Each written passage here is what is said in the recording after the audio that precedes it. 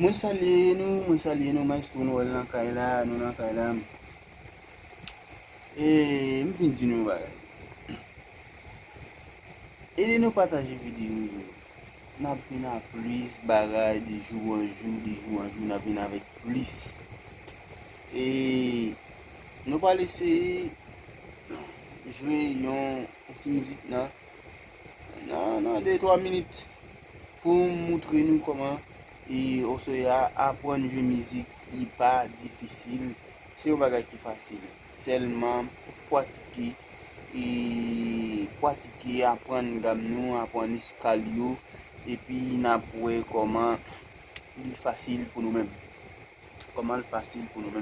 Men pou nou ven plis bagay nan video yo, ese pataje, epi ede nou fè travay la, epi nap ven plis video, si nou bezwen plis informasyon, de gam yo, de not, map banou plis, men fòk nou ede m fè travay la mwen men pou avanse.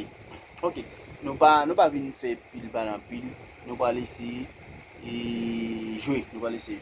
Nan gam, bon, jwe nan mi majeur.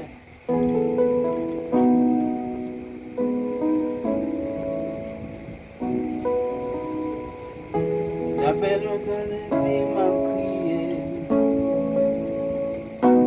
Non, c'est pas ça, c'est bon Dieu dans les mains. Sous moi, bagaille changé. Bon Dieu pas me quitter.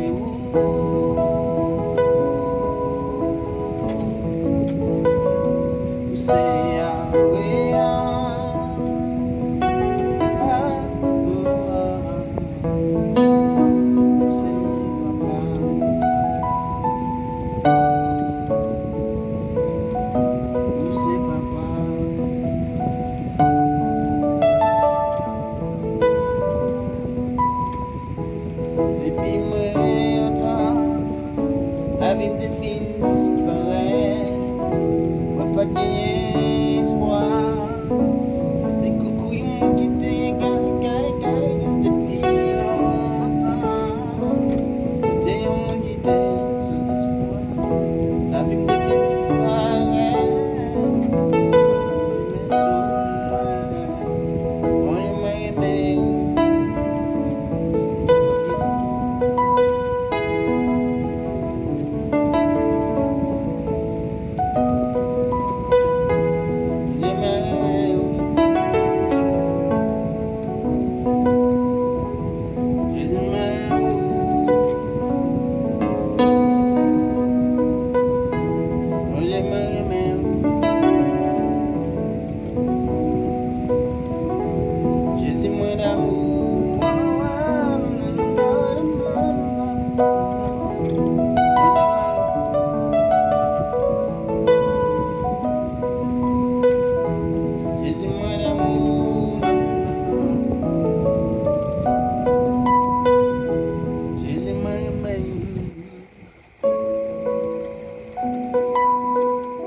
Alors c'est pas un pile bagay nou pa le fè,